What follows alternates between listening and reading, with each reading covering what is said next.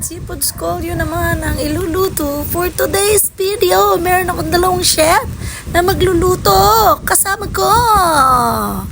Ayan, lutuin muna ang spaghetti noodles. Yung yan, pakuluin at hanguin. Yon, medyo ano lang al dente, huwag masyadong lutong-luto. Ha, ganyan. Tapos maghiwa ng bawang at sibuyas.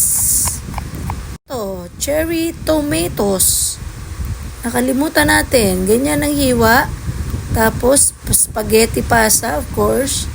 Shrimp at tinanggalan na ng ulo. At black mussels o tahong. At talaan. Tapos sile, labuyok. Yan, gayatin nyo ng ganyan. Para medyo anghang ng konti. Tapos, i-prepare na yung black mussels. Or tahong pwede din. Kaya lang yung siya lang chef ko. Galing pa yan sa cruise ship. Kaya gusto niya black mussels. Oh, tapos yan, halaan. O, diba? Naka-prepare na agad sila lahat. O, yan, black mussels. O, diba? At ang hipo. Ayan, maglagay ng olive oil sa pan. Tapos, igisa na yung bawang. At sibuyas. Yun o. Tapos, isunod na yung shrimp. Para lumasan na agad yung ating niluluto. Yan. O, ang bango. Tapos, ilagay na yung cherry tomatoes. Matamis kasi siya, kaya masarap siyang ilagay dyan. O, tapos, di na na-picturean lahat, pero ayan na yung black mussels, yung halaan, lahat ng ingredients. Ayan, dinagdag na din yung siling labuyo. Tapos itos-tos lang. Ayan, ganyan lang. Pabukahin yung mga seafoods.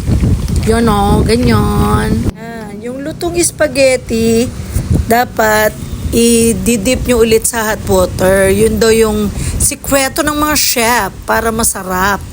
Bago ilagay doon sa ginigisa ang mga seafood. Yan, yung niluluto natin. Yan, kasi yung sabaw ng noodles, maghahalo na dyan sa niluluto natin. Yan, ganyan-ganyan lang, halo-halo lang. Yan, tapos lagyan na lang natin ng salt and pepper. Yan, ganyan-ganyan, halo-halo lang. At itinos pa ni chef. O, tapos tikman daw. O, yan. Ganun lang kadali. Tikman nyo. Masarap tikman nyo at iluto nyo. Try nyo. Masarap talaga siya. Thank you for watching. Have a nice day.